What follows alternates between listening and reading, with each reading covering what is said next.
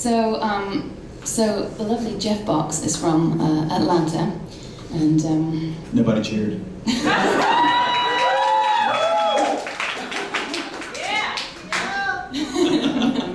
And we met when I was living in Atlanta, which is where I was for the first couple of years over here. And this next song that I'm going to play for you is one that's on my live album, and this is a real special song to me because I wrote it inspired by a really close friend that I made while I was living in Atlanta with a family for about 7 or 8 months. And the grandmother of the family was there, and she was in her mid-80s at the time. And we became really good friends, kind of talking about music and movies and all kinds of stuff. And she was telling me one night over dinner, just kind of reminiscing about growing up in New York, which is where she was from.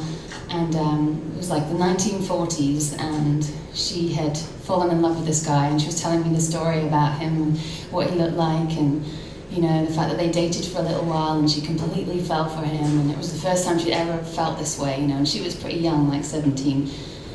And then they kind of went their separate ways, and she ended up marrying someone else, and he married someone else, and she never saw or heard from him again. And I thought it was just amazing because all of these years later, like probably 70 years later, she could still remember everything about him. And, there was still some place in her heart for this guy. And, I just thought it was amazing that for some people you just never forget that first love. And although I was kind of laughing with her, saying that people of my generation have a slightly different story, because we just look our exes up on Facebook and can all too easily find out what they're up to these days.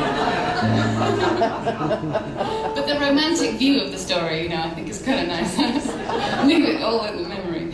Yeah, rose-tinted glasses and all that. So anyway, she inspired this song, and it's called "When You Loved Me."